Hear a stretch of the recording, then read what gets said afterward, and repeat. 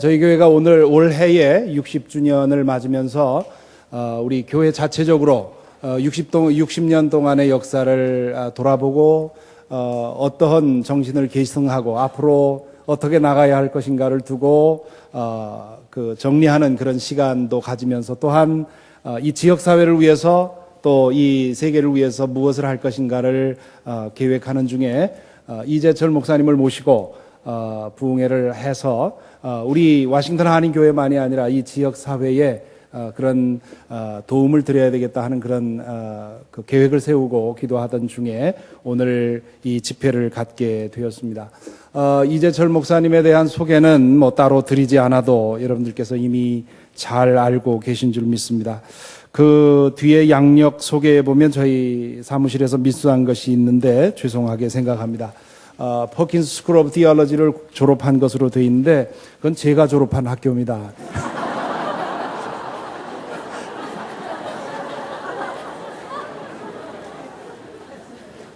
혹시나 이것을 가지고 이재철 목사님께서 학력을 위조하려 했다든가 그렇게 해서 또 시비 거는 일이 없도록 그렇게 탓을 하려면 저희에게 탓을 해 주시기 바랍니다. 그런 착오를 만들게 돼서 대단히 죄송하게 생각을 합니다. 지난 2월부터 안식월을 7개월 동안 하시는 가운데 모든 해외 집회를 다 취소하셨는데 60주년을 축하하고 감사하기 위해서 이번 이 집회는 참석을 하겠다고 약속을 하시고 와 주셨습니다. 이것은 우리 워싱턴 한인교회에도 영광이고요. 이 지역사회에도 큰 영예가 아닐 수가 없습니다. 이제 사흘 동안 주시는 말씀을 통해서 우리의 영혼이 깨어나고 그리고 교회마다 새로워지는 그런 역사가 함께 하기를 바랍니다. 이제 나오실 때 하나님께서 우리 모두에게 주신 은혜와 축복에 감사하며 또 오늘 이런 귀한 기회를 주신 하나님께 감사하면서 박수로 맞아 주시면 좋겠습니다.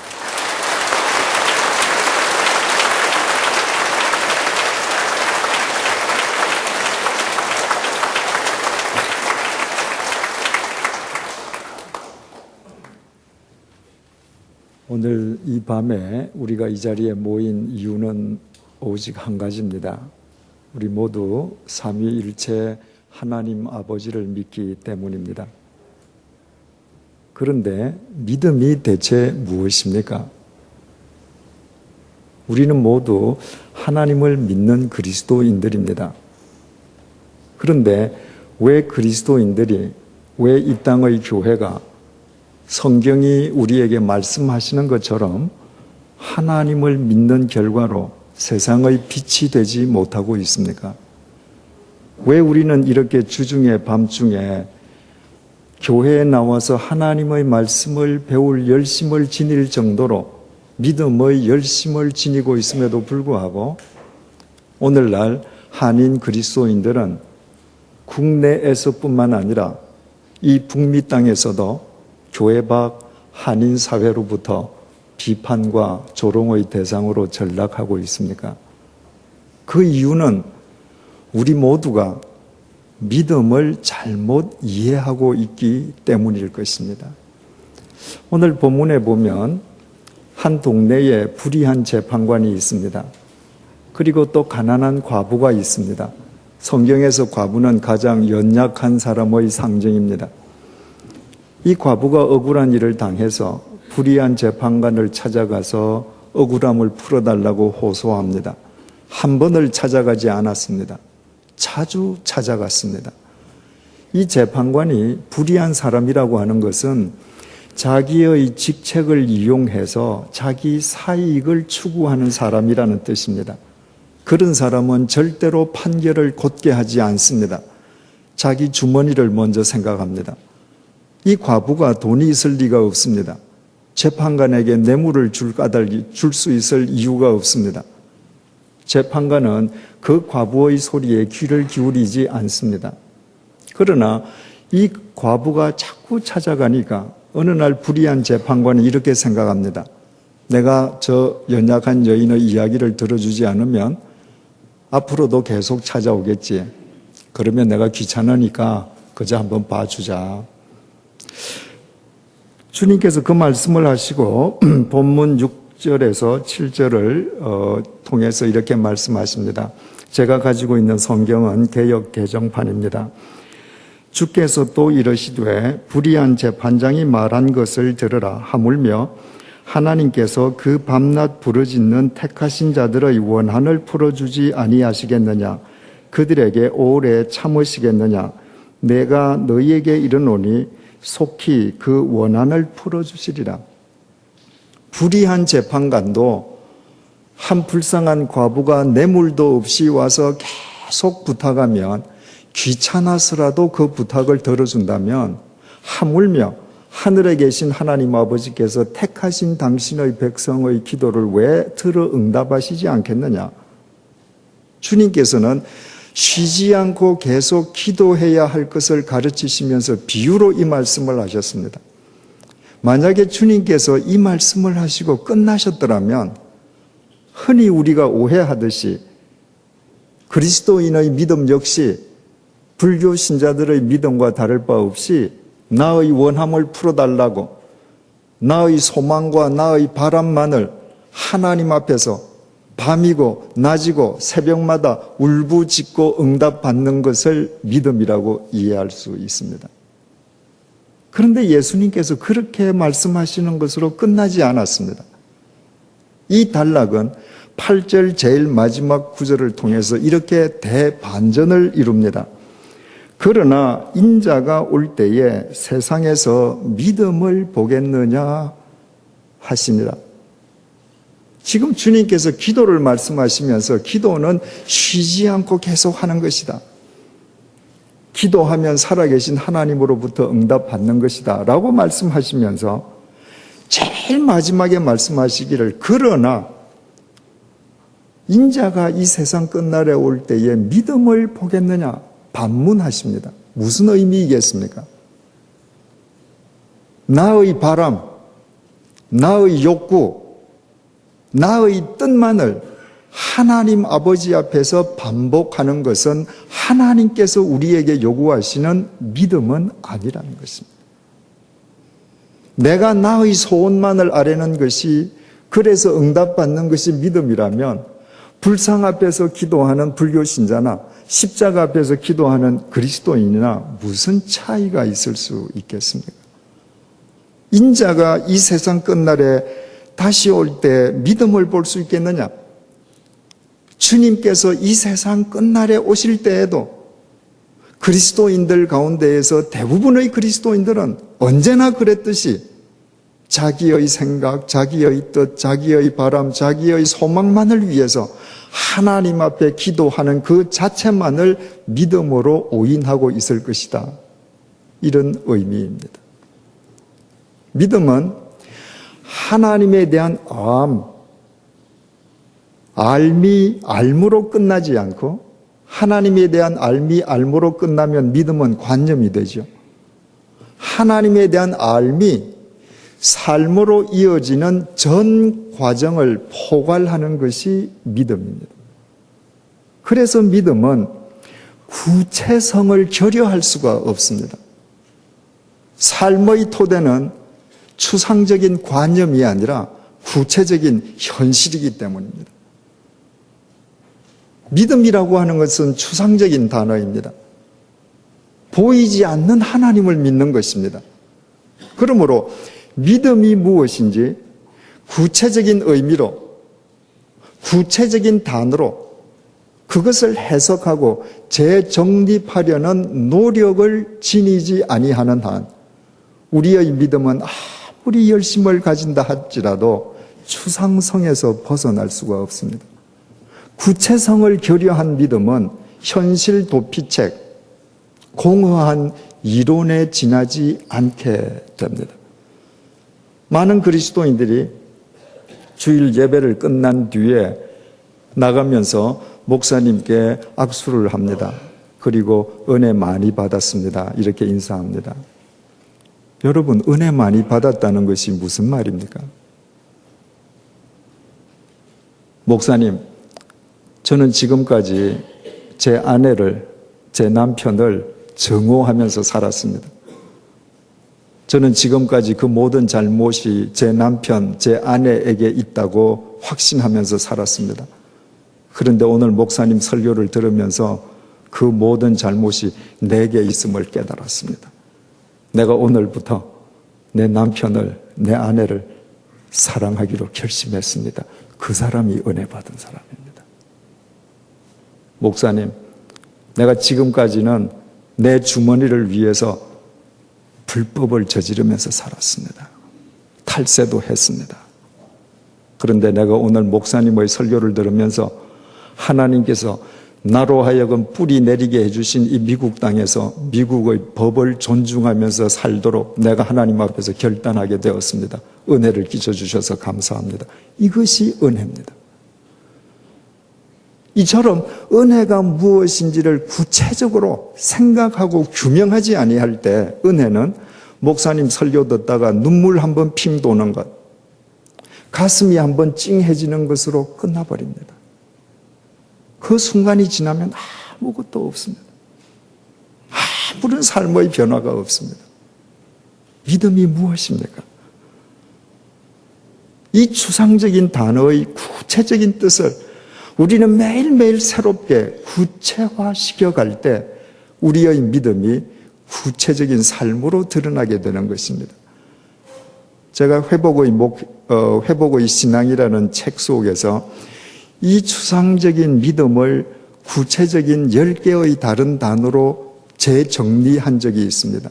간략하게 말씀드리면 그 책 속에서 첫 번째 단어, 믿음은 첫째 순종입니다. 순종 없는 믿음은 있을 수 없습니다. 믿음이 순종이라 할 때 그 순종은 두 가지에 대한 순종입니다.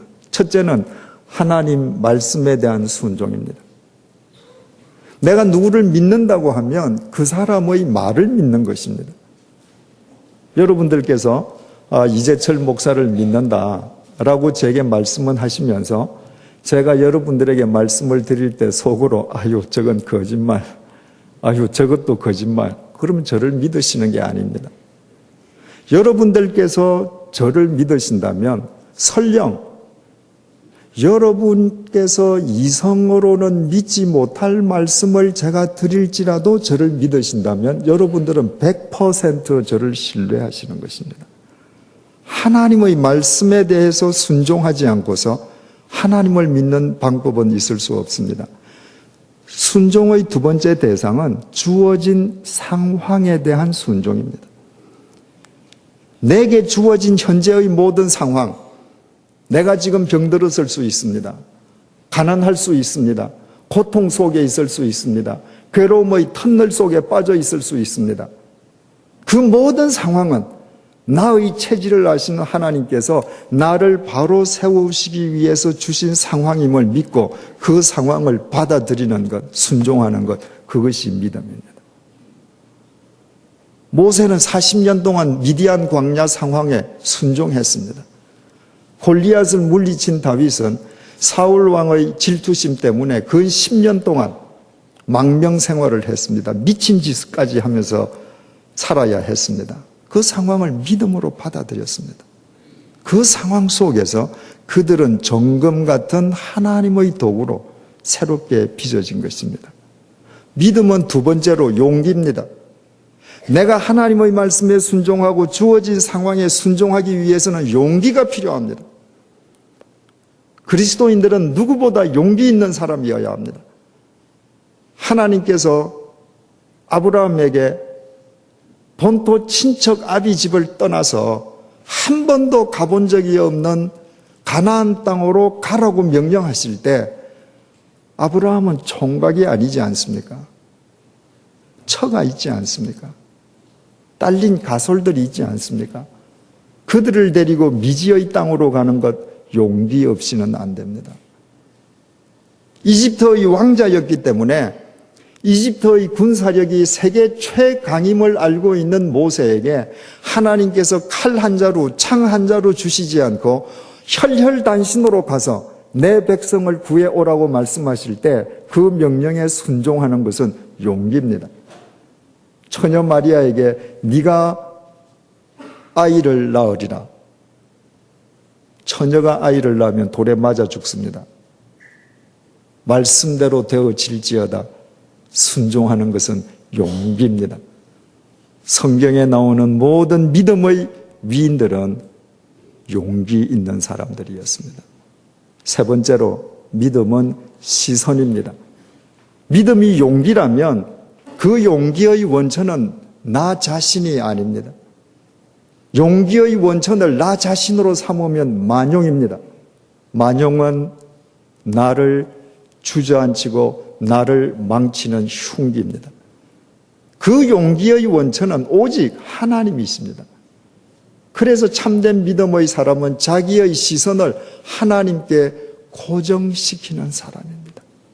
C.S. 루이스는 우리가 하나님께 우리의 시선을 고정시키고 있는 동안만 우리는 그리스도인이라고 했습니다.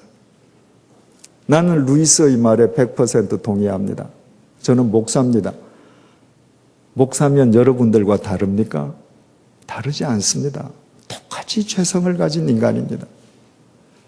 주님 보지 않으면 목사 훈련에 빠질 수 있습니다. 주님 보지 않으면 목사 돈의 노예로 전락할 수 있습니다. 주님에게 시선이 고정되어 있지 않으면 목사가 가장 추악한 삶을 살 수 있습니다. 주님에게 시선이 고정될 때에만 용기 있게 이 세상에서 할 것과 하지 않을 것을 구분하면서 살아갈 수 있습니다. 네 번째로 믿음은 다루어짐입니다. 다루어지는 거예요. 내가 하나님께 내 시선을 고정시키고 있으면 하나님에 의해서 나도 모르게 다루어집니다. 많은 그리스도인들이 하나님을 다루는 비법을 배우려고 합니다. 많은 책들이 하나님을 컨트롤하는 노하우를 가르쳐주고도 합니다. 여러분, 아무리 유명한 목사님이라도 아무리 베스트셀러라도 하나님을 다룰 수 있다고 여러분에게 이야기하는 책이나 목사님은 모두 거짓 선지자, 거짓 책입니다. 하나님은 인간에 의해서 컨트롤 당하시지 않습니다. 하나님에게 시선을 고정한 사람은 천지를 창조하신 하나님은 인간에게 컨트롤 당하는 분이 아니요. 그분의 손에 의해서 내가 컨트롤 당할 때만 진정 행복해짐을 알고 젊어서는 스스로 띠띠고 천방지축 다녔지만 하나님께 시선을 고정한 뒤엔 하나님께 두 팔을 벌리고 그분이 끄는 대로 따라가는 사람입니다. 다섯 번째로 믿음은 신실입니다. 하나님에 의해서 다루어지면 그 사람은 신실해질 수밖에 없습니다. 믿음은 신실과 구별되지 않습니다. 믿는다고 하면서 거짓된 삶을 산다. 아직도 믿음을 이해하지 못한 분입니다. 믿음을 헬라말로 피스티스라고 합니다. 그런데 그 피스티스라는 말은 믿음이라는 뜻과 신실이라는 뜻을 동시에 지니고 있습니다. 우리말은 믿음과 신실이 구별되지만 헬라말로는 구별되지 않습니다. 그래서 여러분들이 신약 성경을 읽으실 때 믿음이라는 단어가 나올 때마다 그 단어를 신실로 대체하시면 정확한 의미를 알 수 있습니다. 마태복음 21장 22절 너희가 기도할 때 믿고 구하는 것은 다 받으리라. 얼마나 그리스도인들이 좋아하는 구절입니까? 기도의 시간마다 단골로 등장하는 구절입니다. 내가 믿고 구했으니까 주실 줄 믿는다는 겁니다. 그러나 그 믿음을 신실로 바꿔보십시오. 너희가 기도할 때에 신실하고 구하는 것은 다 받으리라. 신실한 사람은 헛것을 구하지 않습니다. 신실한 사람은 욕망의 것을 구하지 않습니다. 신실한 사람은 자기의 것을 구하지 않습니다. 신실한 사람은 하나님의 뜻을 구합니다. 그러니 하나님의 뜻이 그 사람을 통해서 이루어지는 것은 너무나도 당연한 것이죠. 여섯 번째로 믿음은 눈에 보이는 것입니다. 믿음은 눈에 보입니다. 예수님께서 가버나움 가셨을 때 백부장이 나오지 않습니까? 내 하인이 중풍병 걸렸으니까 예수님 좀 고쳐주십시오. 가자, 내가 고쳐주리라. 백부장이 주님께 말씀드립니다. 주님, 내게도 수하 사람이 있어서 가라고 명령하면 가고 오라면 옵니다. 나는 주님같이 크신 분이 내 집에 오는 것을 내가 감히 감당할 수 없습니다. 내 하인들어 중풍병이 물러가라고 명령만 해 주십시오. 나을 줄로 믿습니다. 예수님께서 뭐라고 그러세요?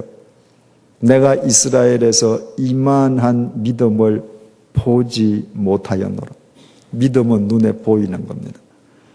사도 바울이 루스드라에 갔을 때 설교를 하는데 그 앞에 앉아 있는 사람 가운데에 선천성 하반신 마비자가 있었습니다.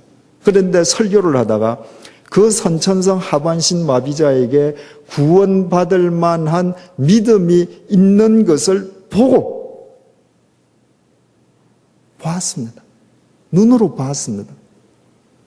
네 발로 일어서라. 그 순간에 그가 일어났습니다. 여러분, 믿음은 눈에 보입니다. 여러분 다 아시지 않습니까? 이 교회에서 어느 분이 정말로 주님 앞에 헌신된 그리스도인인지 여러분들 다 아시죠? 어느 분이 사람들 앞에서만 헌신하고 돌아서서는 하지 않는지, 어떤 분이 예배당 안에서만 그리스도인이고 일터에서는 전혀 엉뚱하게 사는지 여러분들 다 아시죠? 왜 그렇습니까? 믿음은 눈에 보이기 때문입니다. 중요한 것은 여러분들께서 다른 사람의 믿음을 눈으로 보시듯이 다른 사람도 여러분 개개인의 믿음을 눈으로 보고 있다는 것입니다. 말하지 않을 뿐입니다. 저분은 진실된 분, 아닌 분 다 보고 있습니다. 믿음은 눈에 보입니다. 7번째로, 믿음은 자기 발견입니다. 믿음이 눈에 보인다고 하면 다른 사람 눈에만 보이는 것이 아닙니다. 믿음은 눈에 보이는 것이기 때문에 자기 눈에도 보입니다. 새로워진 자기가 보입니다. 안데르센 그 유명한 동화가 있지 않습니까? 오리떼 중에 유독 못생긴 오리가 있었습니다. 생긴 모양이 다릅니다. 색깔이 다릅니다. 목소리가 다릅니다. 걸음걸이가 달라요. 오리들로부터 매일 미움을 받습니다. 어느 날 하늘에서 멋진 새가 내려옵니다. 오리들에게 물었습니다. 저건 뭐냐? 백조랍니다. 아, 저 백조는 어떻게 하면 저렇게 멋질까? 넋을 잃고 바라보는데 이 백조가 내려와서 이 미운 오리 새끼 보고 뭐라고 그럽니까? 얘, 너 왜 거기 있니? 넌 백조야. 그제서야 백조가 자기를 발견했습니다. 백조를 보고 자기를 보니까 자기도 백조입니다. 내가 하나님을 보고 하나님 안에서 예수 그리스도의 보혈 속에서 의로워진 하나님의 자녀가 된 나의 존재가 내 눈에 보이는 것입니다. 8번째로, 믿음은 자기 가꿈입니다. 하나님의 자녀가 된 내가 발견되면 하나님의 자녀로 나를 가꾸어 갈 수밖에 없습니다. 그것을 성화라고 합니다. 내가 더 이상 미운 오리 새끼가 아니라 우아한 백조임을 깨달은 그 소위 미운 오리 새끼가 자기를 오리로 그대로 내버려 두겠습니까? 백조로 가꾸겠습니까? 당연히 자기를 백조로 가꾸어 가지 않겠습니까? 그 이전까지는 진짜 오리가 되기 위해서 엉덩이도 뒤뚱거리면서 걸었는데 이제부터는 백조답게 우아하게 걷지 않겠습니까? 날개 쭉지가 아프지만 우아하게 날기 위해서 애를 쓰면서 훈련을 거듭하지 않겠습니까? 자기를 가꿉니다. 자기가 하나님의 자녀, 의로워진 예수 그리스도 안에서 의롭다함을 인정받은 그리스도인이 된 새로운 피조물, 자기를 발견한 사람만 자기를 존중할 수 있습니다. 진리로 자기를 무장시킵니다. 9번째로, 믿음은 자유입니다. 진리로 자기를 가꾸어 가기 시작하면서부터 이 세상의 모든 유혹으로부터, 모든 죄의 덫으로부터 비로소 자유함을 얻습니다. 그것이 전혀 아무런 의미가 없다는 것을 진리의 눈으로 확인할 수 있기 때문입니다. 10번째, 그래서 믿음은 삶입니다. 믿음은 결코 점이 아닙니다. 믿음은 선입니다. 여러분들이 주일날 교회 나오시고 교회 행사에 참여하시고 수없이 많은 점을 찍는다 할지라도 점은 점일 뿐입니다. 점이 선으로 연결되지 않으면 삶이 되지 않습니다. 믿음은 삶입니다. 믿음이 순종이고 용기고 시선이고 다루어지는 것이고 신실이고 자기 발견이고 자기가 꾸미고 자유라는 것을 알아가는 상황 속에서 그 과정 속에서 그 삶이 중단 없는 진리의 삶, 믿음의 삶으로 이어져 가는 것입니다. 그 삶이 예수 그리스도의 통로가 되면 두말할 나위가 없습니다. 지금 우리가 잠시 믿음이라고 하는 이 추상적인 단어를 구체적인 10개의 단어로 재정립만 시켜봐도 믿음이 그런 거구나. 내가 믿음에 대해서 잘못 생각했구나. 우리가 알 수 있게 됩니다.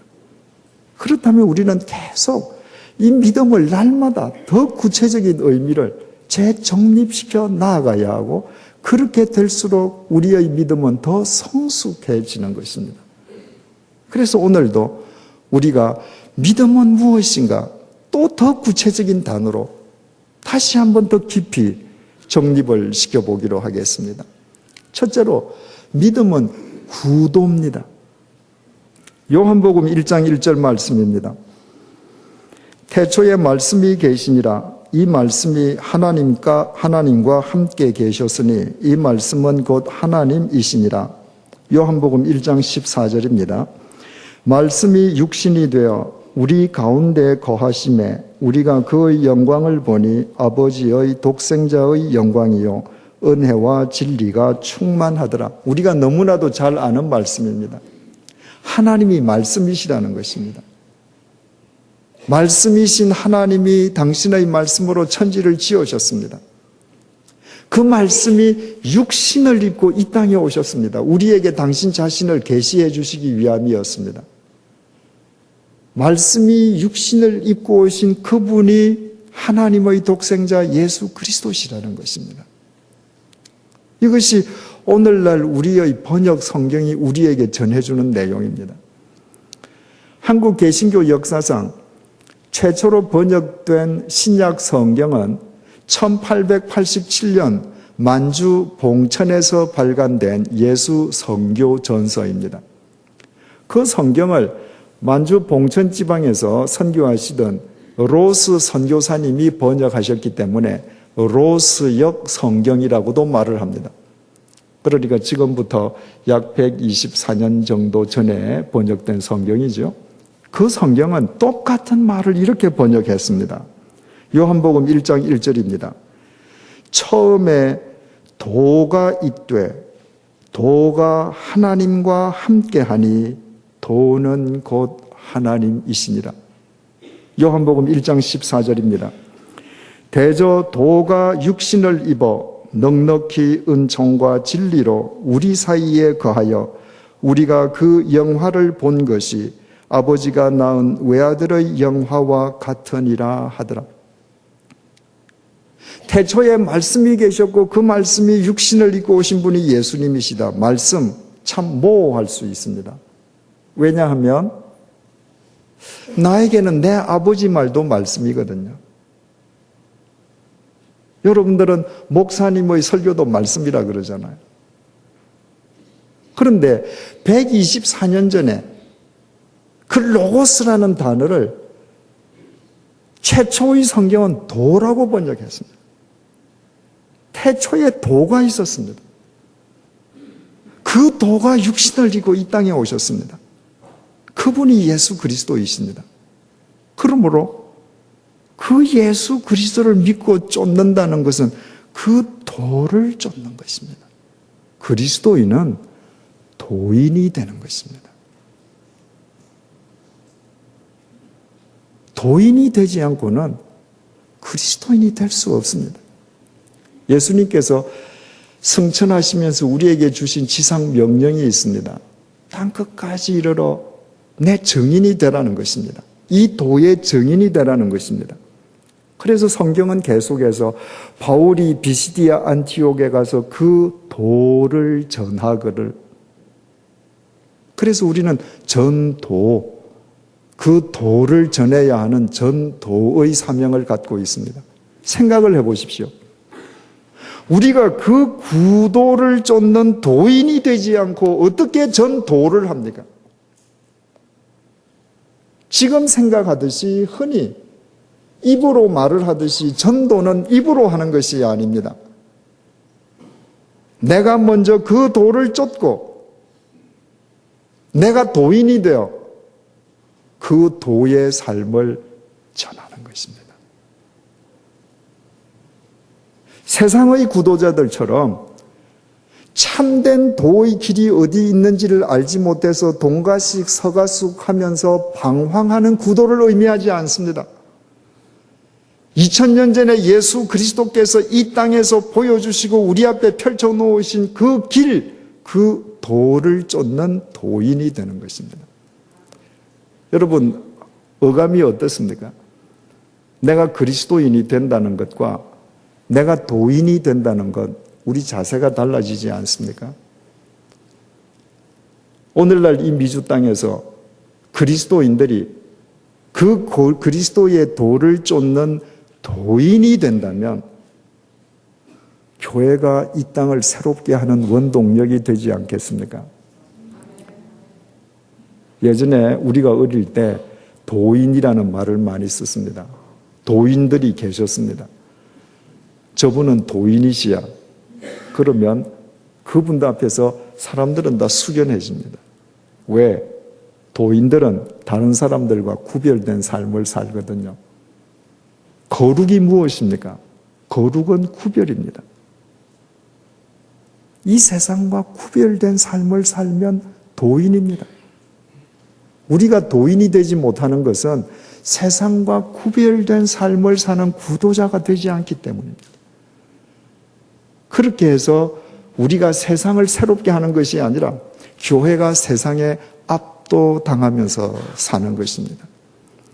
여러분들께서 잘 아시다시피 WCC는 세계교회협의회 진보적인 교회 성향을 지닌 세계교회연맹이라고 알려져 있고 거기에 대칭되는 단체가 WEA입니다.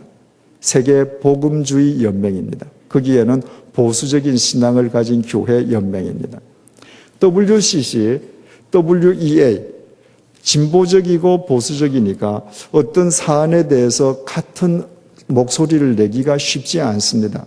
그런데 WCC와 WEA뿐만 아니라 로만 가톨릭을 대표하는 교황청까지 모여서 이 세 기구가 지난달에 크리스천으로서 지켜야 할 12개의 실천 원칙을 제네바에서 발표했습니다.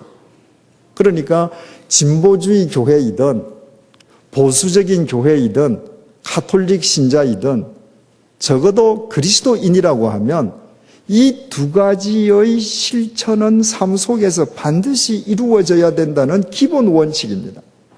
그 중에서 몇 가지를 읽어드리겠습니다. 하나님의 사랑 실천, 예수 그리스도를 모델 삼는 삶 실천, 도덕성, 성실, 자비, 연민, 겸손으로 행동, 섬김과 정의 실천, 폭력의 배제, 상호 존중과 협력, 모든 사람들에 대한 존중, 거짓 증거의 철폐, 타 종교 간의 관계 증진. 어떻습니까, 여러분? 예수 그리스도의 삶을 내 삶의 모델로 삼고 하나님의 사랑을 실천하면서 높은 도덕과 성실과 자비와 연민의 마음으로 행동하고 모든 사람을 존중하고 상호 협력하면서 어떤 경우에도 거짓과는 타협하지 않겠다. 지금 그런 삶을 살고 계십니까? 그리스도인이라면 이런 삶을 살아야 된다는 것입니다. 오직 도인이 될 때에만 가능합니다. 두 번째로 믿음은 탈화, 벗을 탈자에 신화자, 신을 벗는 것입니다. 40년 동안 미디안 광야에서 양치기 노릇을 하던 80노인 모세를 하나님께서 부르시지 않았습니까? 모세를 부르신 하나님께서 모세에게 하신 첫 번째 명령이 이렇습니다. 출애굽기 3장 5절입니다. 내가 선 곳은 거룩한 땅이니 내 발에서 신을 벗어라. 하나님께서 모세에게 내리신 첫 번째 명령이 탈화해라. 신을 벗어라. 모세가 세상을 떠난 뒤에 새로운 지도자가 된 여호수아가 이스라엘 백성들을 데리고 요단강을 건너서 여리고 땅으로 들어갔습니다. 그때에 하나님의 군대 장관을 만났을 때 하나님의 군대 장관이 여호수아를 만나서 처음 한 명령도 네 발에서 신을 벗으라는 것입니다. 하나님께서는 모세에게 모세야 네 겉옷을 벗어라 말씀하시지 않았습니다. 너 두건을 벗어라. 네 허리띠를 풀어라. 이렇게 말씀하시지 않았습니다. 네 신을 벗어라. 왜 신입니까?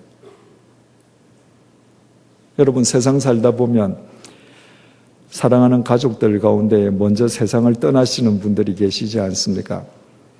그러면 유족들이 고인이 되신 분의 유품을 정리합니다. 경험이 있으신 분은 아시겠습니다만은 고인의 유품을 정리할 때에 어떤 유품이 가장 마음을 찡하게 울립니까? 신발입니다. 고인의 신발입니다. 다 고인이 쓰시던 물건인데 희한하게도 고인의 신발은 가슴을 저미게 만듭니다. 한국에서는 모든 남자는 다 국방의 의무가 있지 않습니까? 군대를 입대하면 집에서 입고 있던 옷을 그대로 입은 채로 군으로 들어갑니다.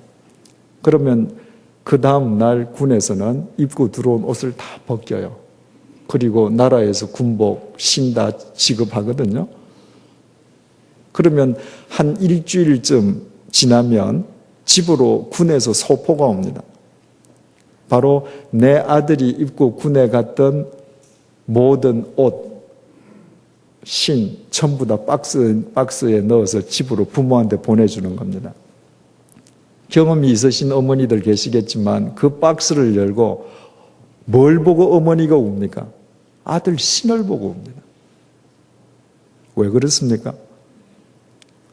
여러분, 인간이 몸에 걸치는 것 가운데에 인간이 몸에서 벗고 난 뒤에도 그 형태와 위치가 그대로 유지되는 것은 신밖에 없습니다.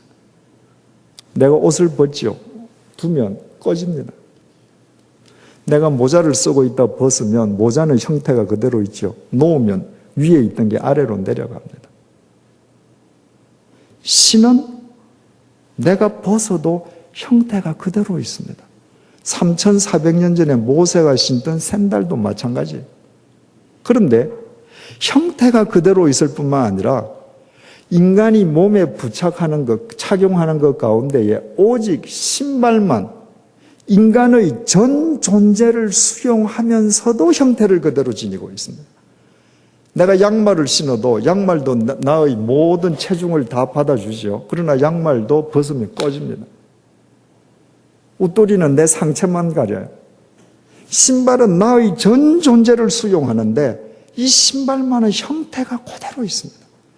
신발을 벗으라고 하는 것은 너의 모든 전 존재 내 앞에서 내려놓으라는 것입니다. 여러분, 믿음은 내 머리만 하나님께 드리는 것이 아닙니다. 믿음은 내 마음, 감정만 드리는 것이 아닙니다. 믿음은 내 손만 들이는 것이 아닙니다. 믿음은 내 머리끝에서부터 발끝까지 나의 전 존재를 하나님께 드리고 내려놓는 것입니다.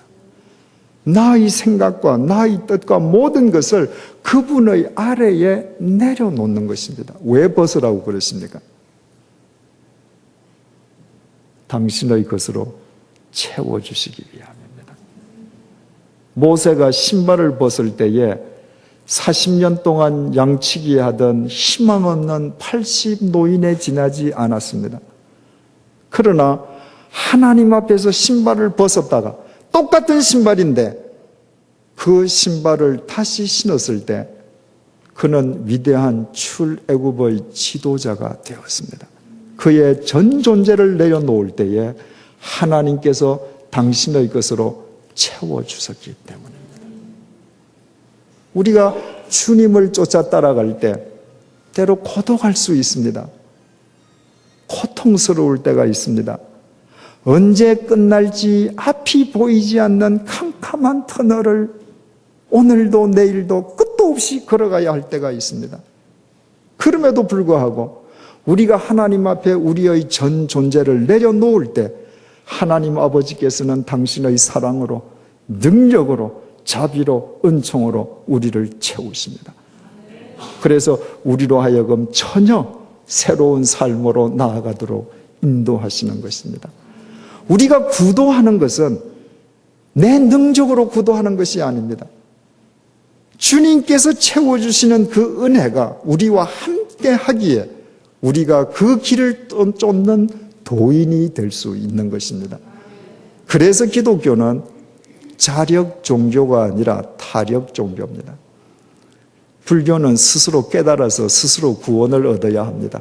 자력으로 구원을 얻어야 합니다. 그것을 자력 종교라고 합니다.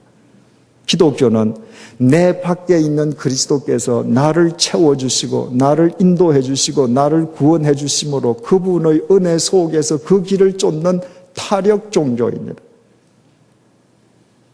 이 세상에 어떤 분이 어떤 논리로 저를 설득한다 할지라도 저는 자력 종교인이 될 의사가 추호도 없습니다.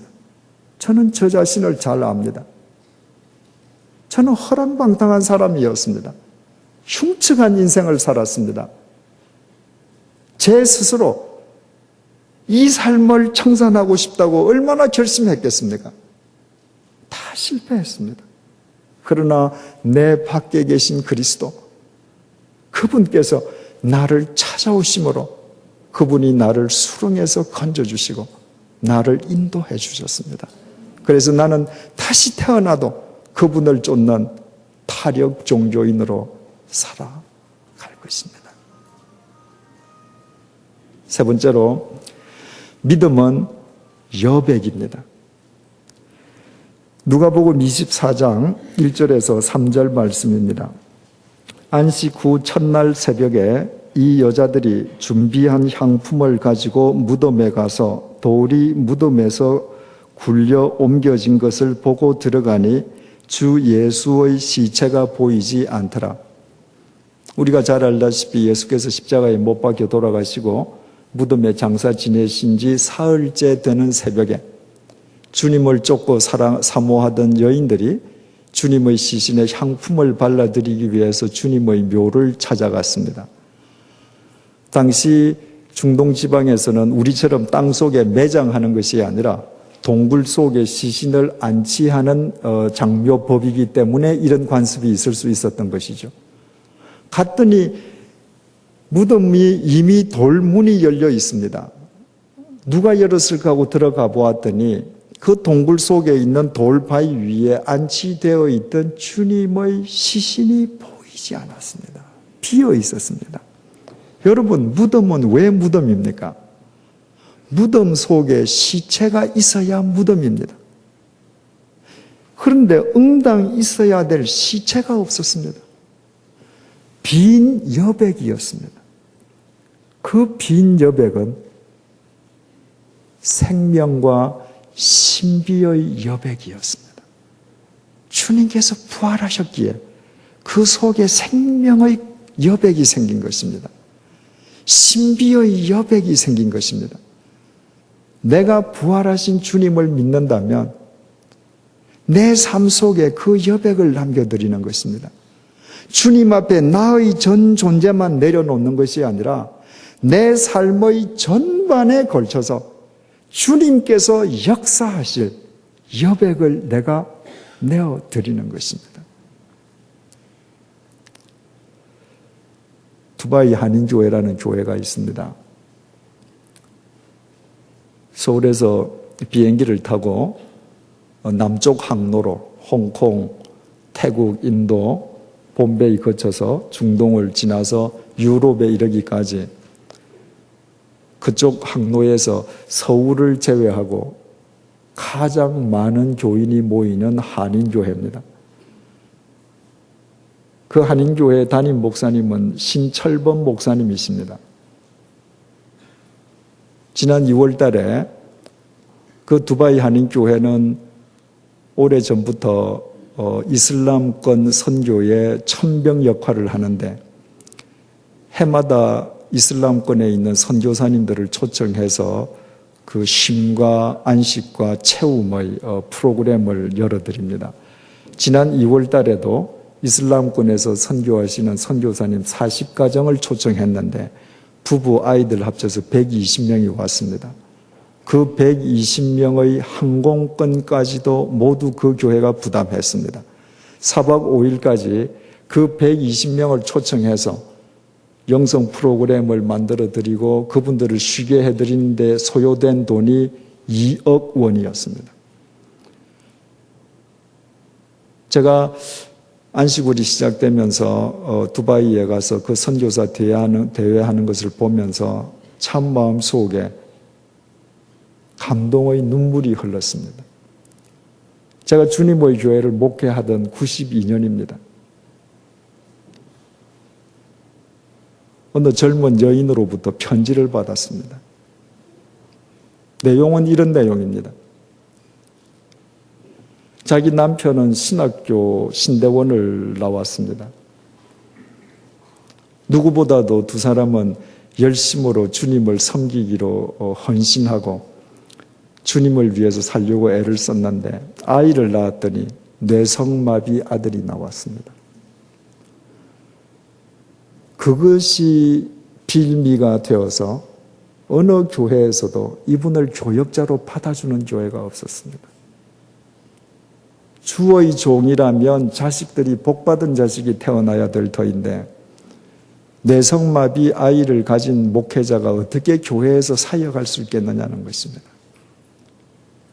그래서 그 젊은 부인이 시리에 빠져 있다가 제가 쓴 새 신자반이라는 책을 보고 요한이 젊은 나이에 주님의 명령을 받고 늙은이가 될 때까지 오직 예수님의 생모 마리아를 복양하는 그 삶, 그것을 자기의 소명으로 받아서 했을 때에 주님께서 끝내 요한으로 하여금 요한복음 쓰게 하시고 요한 1서, 2서, 3서, 요한계시록을 쓰게 하신 그 주님을 믿는 소망이 생겨서 이제 어떤 어려움이 있어도 견딜 수 있게 되었다고 감사하는 편지였습니다.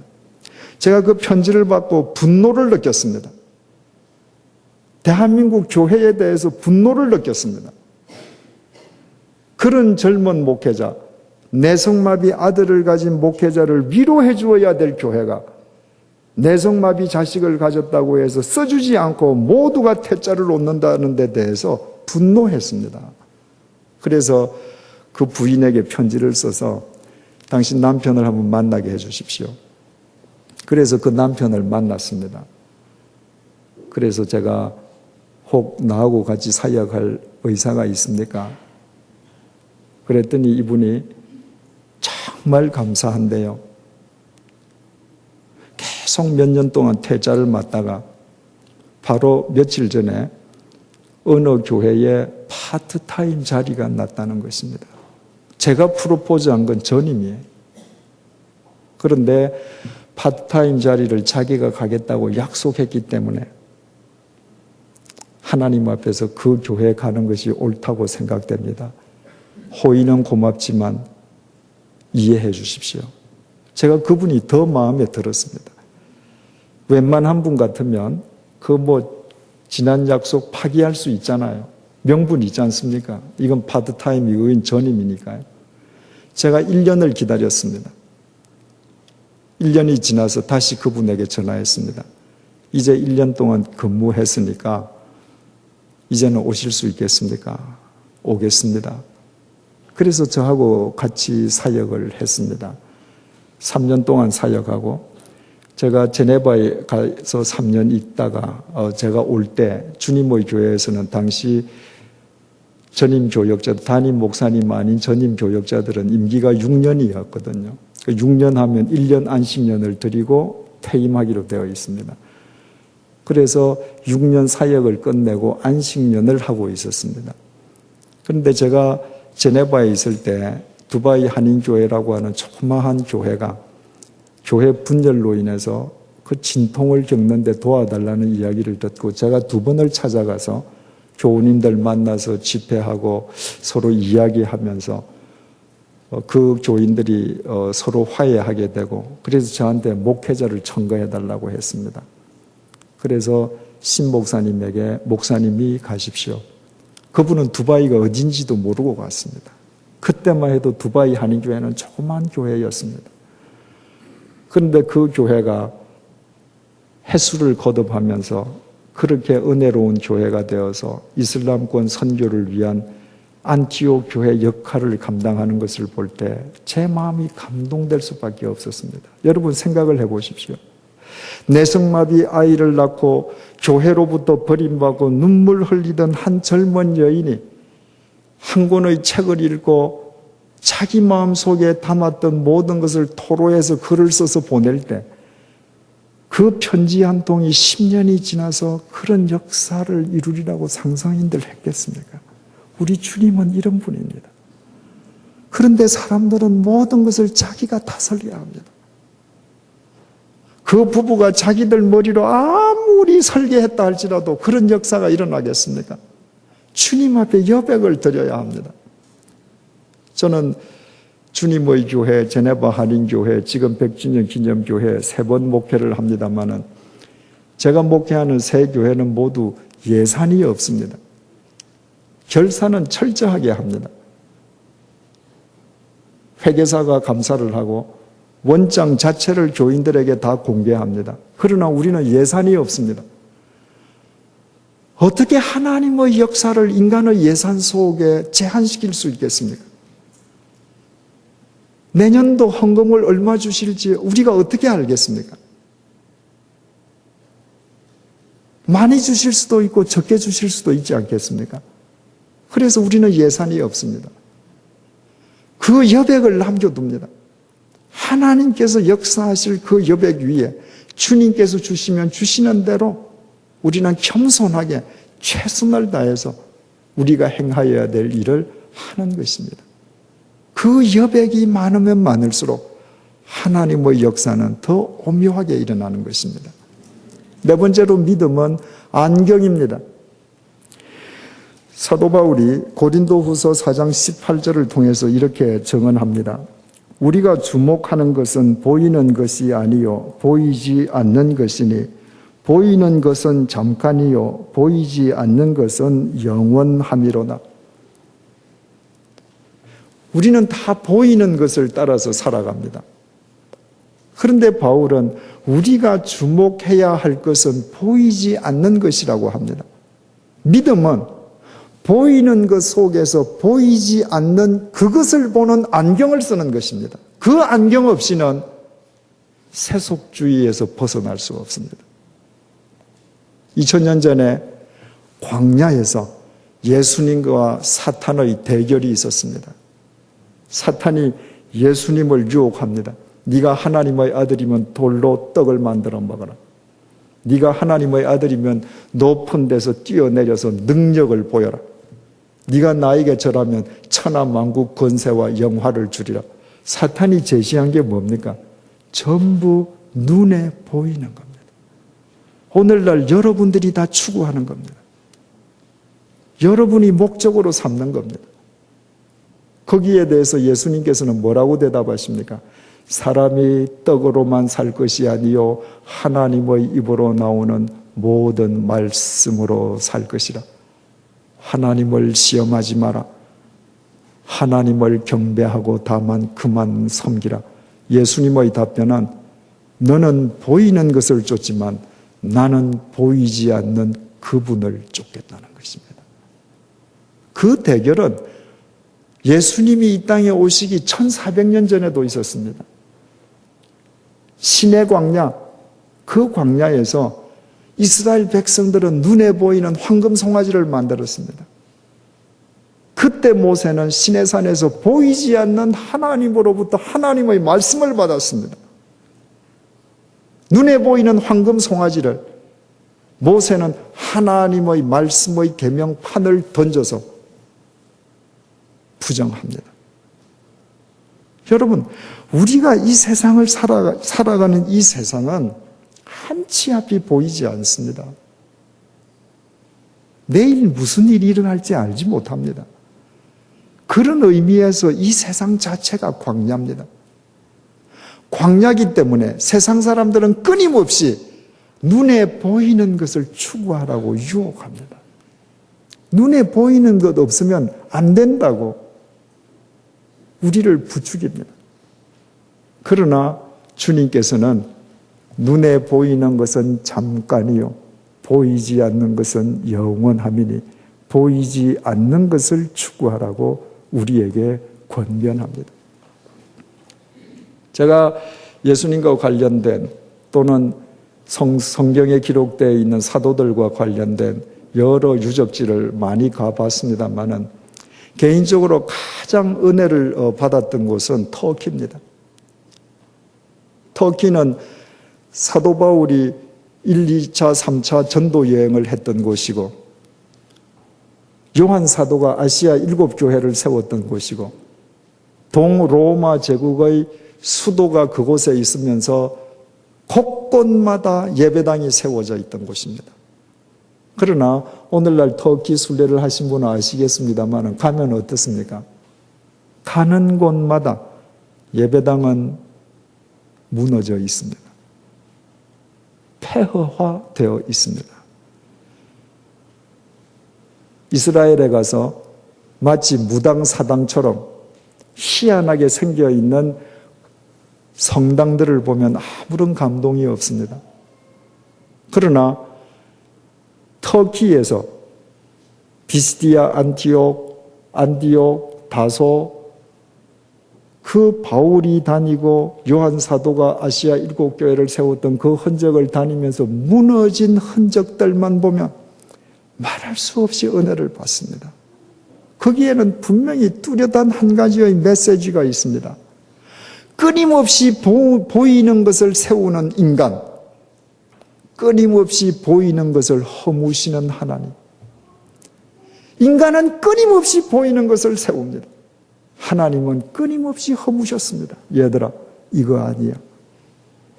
이거 아니야. 이것 너머에 있는 것을 보거라. 터키 다소에서 사도 바울의 생가라고, 소위 사도 바울의 생가, 제가 소위라고 말씀드리는 것은 확인할 수 없다는 거죠. 단지 그렇게 알려져 있을 뿐입니다. 소위 바울의 생가라고 하는 터에 갔을 때 눈에서 눈물이 핑 돌았습니다. 거기에도 폐허입니다. 아무것도 없습니다.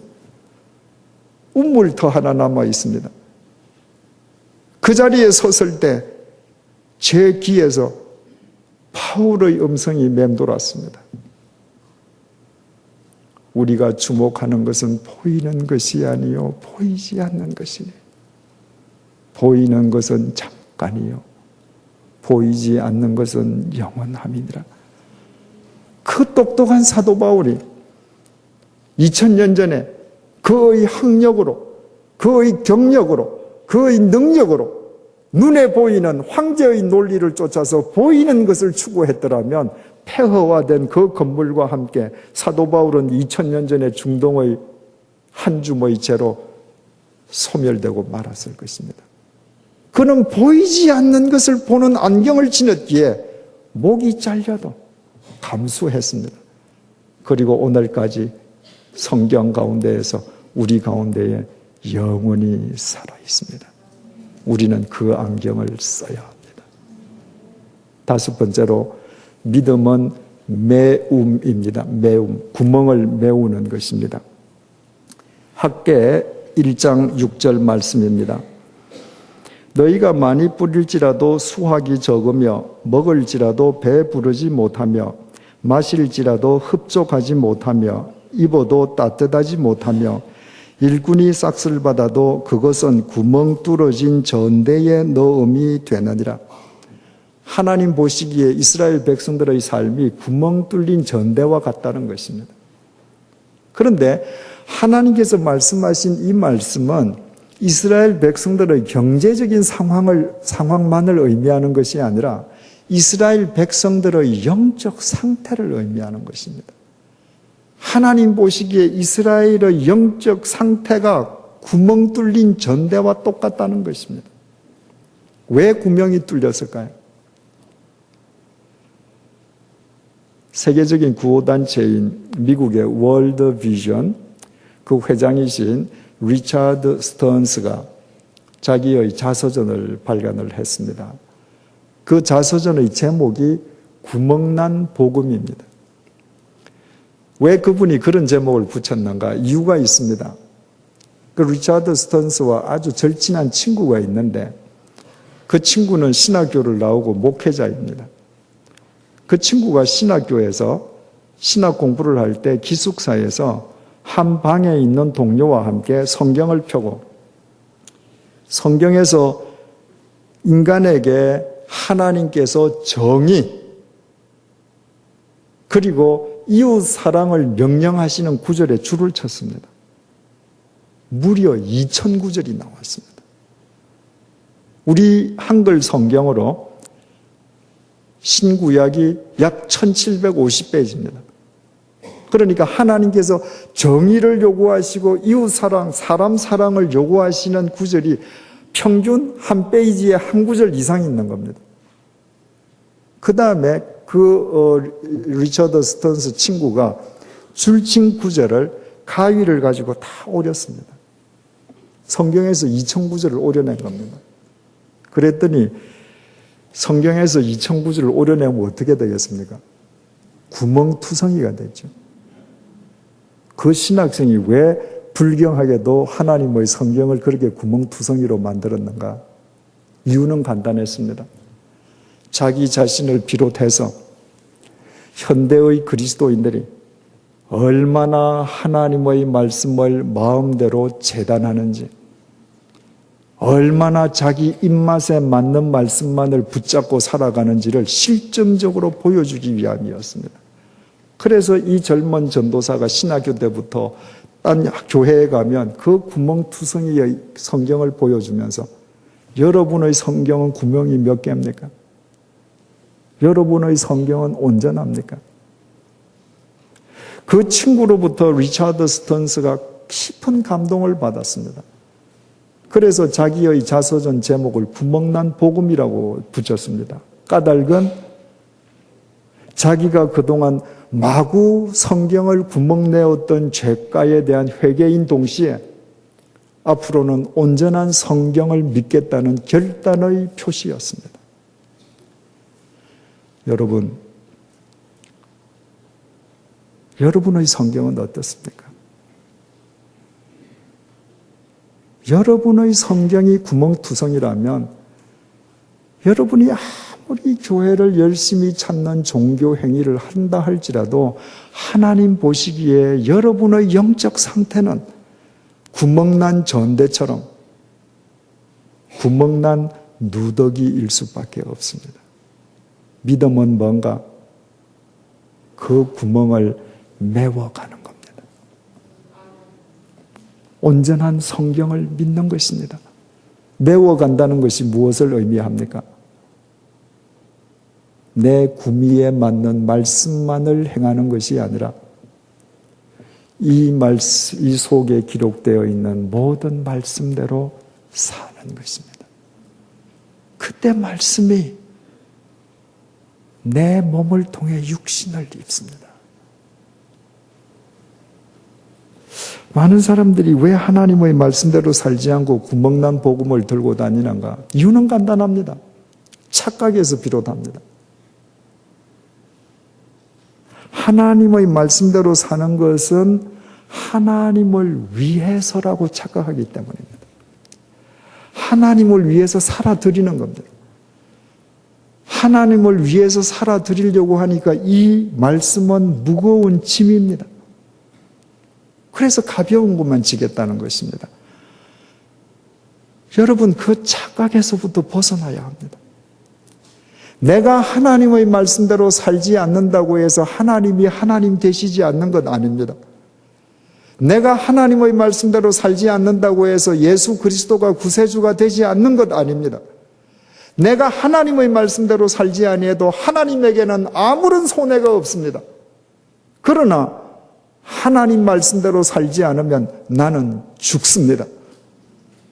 내가 하나님 말씀대로 사는 것은 하나님을 위해서가 아니라 나를 위해서입니다. 하나님께서 우리에게 나의 계명대로 살라고 하시는 것은 하나님을 위해서가 아니라 당신의 독생자의 피값으로 의롭다고 세우신 우리를 하나님의 자녀답게 살아갈 수 있도록 은혜를 베풀어 주시기 위함입니다. 하나님의 말씀을 따라 사는 것이 하나님을 위함이 아니라 나를 위함이라는 사실을 깨닫는 순간부터 하나님의 말씀은 짐이 아닙니다. 요한일서 5장 보면 우리가 하나님을 사랑하는 것은 이것이니 곧 하나님의 계명들을 지키는 것이라. 하나님의 계명들은 무거운 것이 아니로다. 무슨 말입니까? 요한 사도가 주후 80년에서 90년경에 요한복음, 신약성경 제일 마지막으로 요한복음을 썼는데 그때는 예수님께서 승천하신 지 한 5, 60년 됐단 말입니다.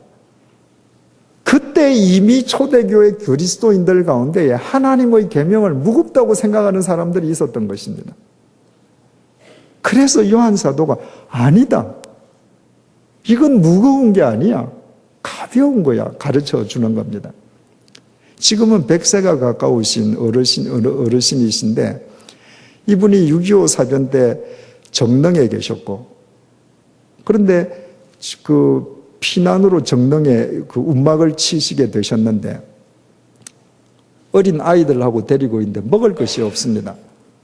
근데 마침 친가가 을지로에 있었습니다. 그래서 이분이 을지로에 가면 이제 어머니가 아이들하고 먹으라고 자루에 쌀을 퍼주시는 거예요. 그 쌀을 한 대, 두 대 퍼주면 그 대수가 늘어나는 만큼 자루가 무거워지잖아요. 그런데 그분이 뭐라고 그러셨는지 아십니까? 무거울수록 가벼워라. 여러분, 만약에 그분이 돈을 받고 남의 짐을 져다주는 짐꾼이라면 한 대, 두 대 더 넣을수록 무거우면 더 무거워라 이렇게 됐을 겁니다. 남을 위해 져주는 거니까. 그런데 어머니가 한 대, 두 대, 세 대, 네 대 자꾸 넣어줄수록 어깨는 무거운데 더 가벼워요. 왜? 이 쌀은 내 자식들의 생명이니까. 나의 피가 되니까. 내가 지고 가는 것은 이웃집 사람을 위해서가 아니라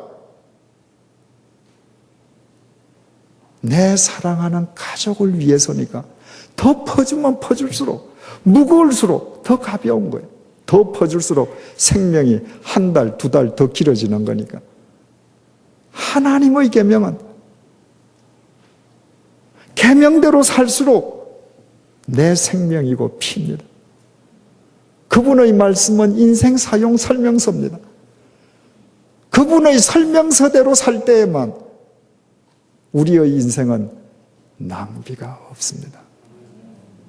그래서 믿음은 안경이라고 할 때 그 안경은 결국 말씀의 안경을 쓰는 것입니다. 그 말씀의 안경으로 영혼을 보면서 그 말씀대로 살아갈 때 우리의 삶을 통해 하나님의 역사가 일어나는 것입니다. 제가 여러분들께 여쭙겠습니다. 마음속으로만 한번 손을 들어 보십시오.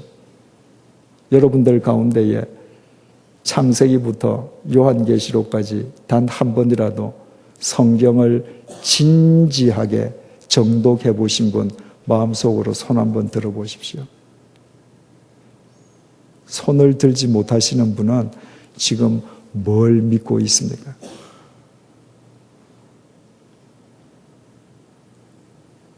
우리는 말씀을 믿어야 하고 그 말씀도 구멍난 복음이 아니라 온전한 말씀을 쫓아 살 때 우리의 삶을 통해 그분의 역사는 이루어집니다.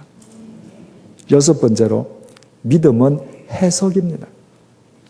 야곱이 에서 형을 속였다가 에서가 죽이려고 하자 바단 아람 삼촌 집에 가서 살다가 20여 년 만에 고향으로 되돌아가지 않습니까?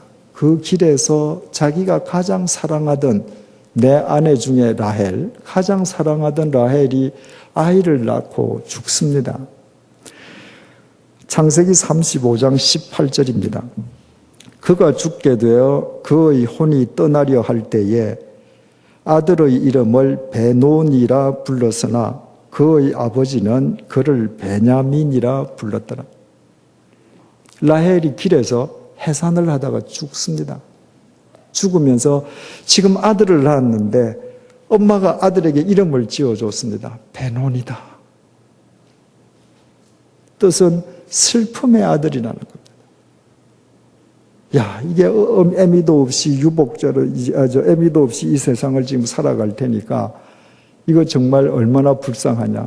이거 슬픔의 아들로 태어났구나. 그랬더니 그 옆에 있던 야곱 남편이 아니다. 베냐민이다. 베냐민은 오른손의 아들입니다. 능력의 아들이라는 것입니다. 아니다. 당신은 떠나도 하나님께서 당신의 능력으로 반드시 책임지실 것이다. 여러분, 상황은 똑같습니다. 핏덩이가 하나 태어났습니다. 핏덩이를 낳은 산모는 지금 죽었습니다. 상황은 똑같은데 한 사람은 베논이 슬픔의 아들이라 그럽니다. 한 사람은 능력의 아들, 오른손의 아들 베냐민이라고 합니다. 해석이 달랐습니다. 믿음은 해석입니다. 제가 예전에 사회생활을 할 때 교회학교 교사를 했는데 교회학교에서 여름에 수련회를 갔는데 교회학교 한 학생이 사고사를 당했습니다. 그 부모가 참 교회에 어려움을 많이 줬습니다. 그 부모님도 물론 그 교회에 자주는 아니지만 출석하시던 분이셨거든요. 그래서 그때 그 담임 목사님께서도 참 크게 곤욕을 치르셨습니다. 세월이 흘러서 제가 목회를 했습니다. 92년도에 저희 교회가 세워진 지, 주님의 교회가 세워진 지 4년째 되던 해에 숙대 연수원으로 수련회를 갔는데 그 수련장에서 초등학교 학생 한 명이 죽었습니다. 사고사를 당했죠. 근데 그 어머니는 교회에 열심히 나오는 분인데 그 아버지는 교회에 열심히 나오던 분이 아니셨습니다. 정말 교회가 큰 어려움에 처할 그런 상황이었습니다. 그런데 오히려 그 아버지로 인해서 모든 사람이 은혜를 받았습니다. 그 아버지가 장례식 때에 가족 대표 인사를 하시면서 5가지를 감사했습니다. 내 아들 민홍이가 엄마 뱃속에서 그리스도인으로 잉태되고 모태신앙인으로 태어나서 유아 세례인으로 살게 하신 것을 감사합니다. 이 아들을 하나님께서 당신의 필요에 의해서 하나님 나라에 먼저 불러가시되 세상에서 그 영혼이 때묻기 전에 순결한 영혼인 채로 불러주셔서 감사합니다. 내 아들을 일찍 데려가시되 교통사고나 다른 사고처럼 끔찍한 사고 현장이 아니라 하나님의 말씀을 배우던 수련회장에서 데려가셔서 감사합니다. 내 사랑하는 아들이 떠났기 때문에 빈자리가 당장은 아프겠지만 하나님께서 당신의 은혜로 채워주실 것을 믿기에 감사합니다. 어린 내 아들 장례식을 위해서 사랑하는 교우 여러분들께서 이렇게 사랑을 베풀어 주셔서 감사합니다. 여러분, 두 가정이 똑같이 자식을 잃었습니다. 수련장에서 똑같이 잃었습니다. 똑같은 상황입니다. 한 부모는 그것을 받아들이지 않고 교회를 어렵게 만들었습니다. 한 부모는 감사했습니다. 내가 말씀의 안경을 쓰고 있느냐, 쓰고 있지 않느냐에 따라서 해석이 달라집니다. 사람들은 예수님께 물었습니다. 저 장님이 누구 죄입니까? 아버지 죄입니까? 본인 죄입니까? 예수님은 아니다. 하나님의 영광을 드러내기 위함이다. 해석이 달랐습니다. 엘리사가 도단성에 있을 때 엘리사를 죽이기 위해서 아람 군대가 성을 겹겹이 둘러쌌습니다. 엘리사의 사환 게하시가 그 아람 군대를 보고 주인님 이제 우리 어떻게 합니까? 죽었다는 겁니다. 엘리사가 말했습니다. 두려워하지 마라. 우리와 함께하는 자가 저들보다 많다. 해석이 다릅니다. 다윗은 사울의 칼날을 피해서 도망다니면서 이웃 나라에 가서 에비멜렉 앞에서 미친 듯이 침을 흘린 신용을 하고서야 생명을 부지할 수 있었습니다. 여러분 젊은 나이에 남은 나라에 가서 침 흘리고 미친 신용하고 살아야 한다면 하나님을 원망해야 되지 않겠습니까? 근데 그 직후에 지은 시가 시편 34편입니다. 젊은 사자는 궁핍하여 주릴지라도 여호와를 찾는 자는 모든 좋은 것에 부족함이 없으리로다. 지금 방금 미친 짓하고 침을 질질 흘리고 살아나와서 모든 좋은 것에 부족함이 없으리로다. 해석이 다릅니다. 왜? 이 과정 속에서 하나님께서 나를 연단시키시고 정금같이 빚을 것을 믿기 때문입니다. 여러분, 우리가 세상을 살아가는데 어떤 사건을 만났을 때, 어떤 일을 접할 때 세상 사람들과 똑같이 해석한다면 어떻게 우리가 믿는 사람일 수 있습니까? 여러분, 그때 그 사람이 분명히 성공하는 줄 알았는데 그 성공 때문에 패가망신하는 사람 봤죠? 그때 그 사람이 분명히 실패했다고 생각했는데 그 실패로 인해서 그가 영화롭게 되는 거 봤죠? 세상의 관점으로 해석하면 우리는 믿음의 삶을 견지할 수가 없습니다. 믿음은 해석입니다. 7번째로 믿음은 위치입니다. 아담과 하와가 하나님께서 금하시는 열매를 먹고 범죄했습니다. 그들이 나무숲 속에 숨어 있지 않습니까? 그때 하나님께서 그들을 찾아오셔서 그들에게 물으시기를 아담아 네가 뭐 했느냐 이렇게 묻지 않으셨습니다. 아담아 네가 어디 있느냐 위치를 물으셨습니다. 왜? 믿음은 위치이기 때문입니다. 바른 위치를 지키는 것입니다. 하나님과의 관계에서 우리의 바른 위치는 하나님 아래쪽입니다. 사람과의 관계에서 우리의 바른 위치는 대등한 관계입니다. 물질과의 관계에서 우리의 위치는 물질 위쪽이 되어야 합니다. 그래서 항상 물질은 우리 밑에, 사람은 우리 앞에, 하나님은 우리 위에 계셔야 합니다. 그런데 아담과 하와는 네가 이 열매를 먹으면 네가 하나님과 같이 되리라. 위에 계셔야 하실 그 하나님과 동등한 위치가 되기 위해서 범죄한 것입니다. 인간은 발 밑에 두어야 할 물질을 자기 머리 위에 둡니다. 물질을 섬깁니다. 하나님을 끌어내려서 자기와 대등한 자리에 둡니다. 그리고 사람을 자기 수하의 도구로 씁니다. 그래서 모든 관계가 다 뒤틀리고 맙니다. 사도행전의 사람들은 이 위치를 바르게 설정한 사람들입니다. 그들은 하나님을 위로 모셨을 뿐만 아니라 물질은 철저하게 발 아래 두었습니다. 사도행전 5장 보면 초대교회 교인들이 자기들의 소유를 팔아서 그 돈을 사도들의 발 아래에 내려놓았습니다. 사도들의 손에 쥐어주지 않았습니다. 무릎에 올려주지 않았습니다. 물질은 발 아래에 있어야 그 물질의 그 주인의 인격이 흘러내려가서 물질이 비로소 생명의 도구가 된다는 걸 알았던 것입니다.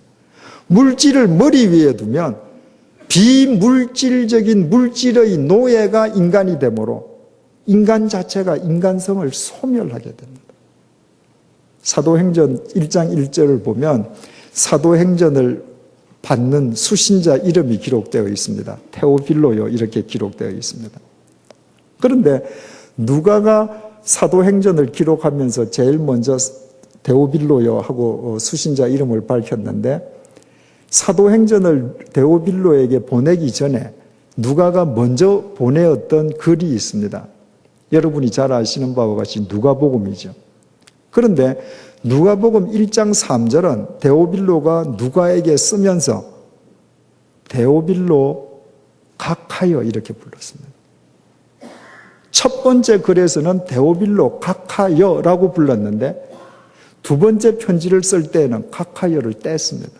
데오빌로요 이렇게 불렀습니다. 무엇을 의미하겠습니까? 그 사도행전 첫머리에 나오는 그 호칭이 무슨 메시지를 우리에게 주겠습니까? 테오필로는 각하로 불릴 만큼 당시 고위공직자였습니다. 갈릴리 출신 어부 출신들로부터 복음을 전해들은 누가는 누가복음을 쓰면서 그 고위 공직자에게 각하라고 호칭을 깍듯하게 붙일 수밖에 없었습니다. 각하라고 붙인다는 건 적어도 그분을 내 위에 있는 분으로 내가 올려드리는 것 아닙니까? 그런데 테오필로 각하가 누가복음의 글을 바꿔서 가만히 읽으면서 복음을 접했습니다. 믿음의 형제들 사이에서 자기가 각하로 호칭당하는 것이 온당치 않다는 것을 스스로 깨달은 것입니다. 테오필로는 자기의 계급장을 스스로 뗀 것입니다. 그래서 초대교회 모든 믿음의 그리스도인들과 같이 대등한 형제 자매가 된 것입니다. 그래서 두 번째 편지 누가가 쓸 때에는 각하를 뗐습니다. 테오필로요.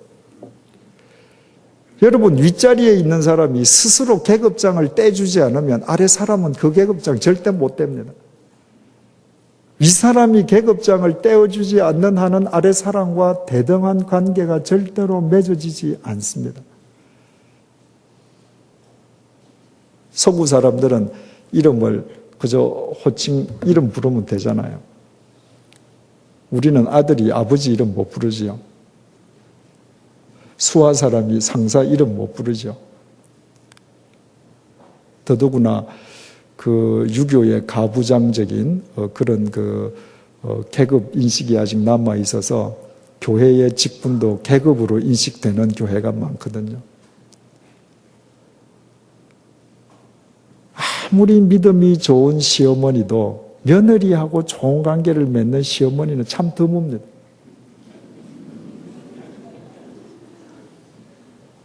유교식 잔재가 남아있기 때문입니다. 어느 목사님이 쓰신 글을 읽었습니다. 정말 모든 면에서 모범이신 권사님이신데 며느리하고의 관계만은 정말 나쁜 겁니다. 목사님을 만나기만 하면 매일 며느리 험담을 하시는 거예요. 그래서 목사님께서 권사님 성경이 뭐라고 얘기합니까? 서로 사랑으로 종노릇하라고 하지 않습니까? 권사님이 며느님을 사랑하시되 종노릇하기까지 사랑해 보십시오. 그러면 됩니다. 그랬더니 권사님이 뭐라고 말씀하셨느냐 하면 아무리 성경이 그렇게 말을 해도 우리 같은 유교식 사회 속에서는 이렇게 답변을 하셨습니다. 그래서 목사님이 정색을 하시고 권사님에게 이렇게 반문하셨습니다. 권사님은 공자의 제자입니까? 아니면 예수의 제자입니까? 여러분, 제가 여러분들에게 여쭙고 싶습니다. 여러분은 공자의 제자입니까? 예수의 제자입니까? 예수님은 우리에게 이렇게 말씀하십니다. 요한복음 15장 15절입니다. 이제부터는 너희를 종이라 하지 아니하리니 종은 주인이 하는 것을 알지 못함이니라. 너희를 친구라 하였으니 내가 내 아버지께 들은 것을 다 너희에게 알게 하였음이니라. 하나님의 아들이 이 땅에 오셔서 우리는 그분을 주님으로 모시는데 그분은 우리 앞에 서셔서 내가 너를 친구로 삼았다. 대등하게 대해주십니다. 예수님께서는 하나님의 계급장을 떼셨습니다. 그래서 우리가 그분과 사귈 수 있는 것입니다. 여러분이 어떤 직책에 계십니까? 어떤 직분에 계십니까? 어떤 호칭으로 불리십니까? 데오빌로가 자기의 계급장을 떼는 순간부터 사도행전이 시작되듯이 여러분의 계급장을 떼는 순간부터 여러분의 삶은 사도행전으로 엮어지기 시작할 것입니다. 여덟 번째로 믿음은 복귀입니다. 미디안 광야에서 모세를 부르신 하나님 아버지께서는 모세에게 명령하셨습니다. 애굽으로 돌아가라고요. 그 애굽은 40년 전에 모세가 도망 나왔던 곳입니다. 애굽으로 돌아가라는 것입니다. 모세가 애굽에 돌아가서 말한 메시지의 핵심은 뭡니까? 너희 선조들이 나왔던 가나안으로 돌아가자는 것입니다. 이스라엘 백성들이 유대 왕국의 멸망과 함께 바벨로니아 70년 동안 포로 생활을 했습니다. 하나님께서는 그들로 하여금 예루살렘으로 돌아가게 하십니다. 베드로가 변화산에서 예수님께서 변화되시는 그 모습을 보고 얼마나 화려했는지 여기에서 초가삼간 짓고 천년만년 살자고 했습니다. 그러나 예수님께서는 그 제자를 데리시고 다시 내려오셨습니다. 믿음은 복귀, 다시 돌아가는 것입니다. 주님께서는 우리를 불러내십니다. 우리가 세상 속에 있을 때는 세상이라는 운물 속에서 세상 자체를 이해하지 못합니다. 세상에서 불러내셔서 세상을 객관적으로 바라보게 하십니다. 이 세상 속에서 우리가 무엇을 지향해야 할 것인지, 우리가 어떻게 해야 이 세상을 새롭게 해야 할 것인지를 바라보게 하신 뒤에 다시 되돌아가게 하십니다. 그래서 믿음은 복귀입니다. 내가 은혜 받았다고 해서 모두 신학교 가는 것 아닙니다.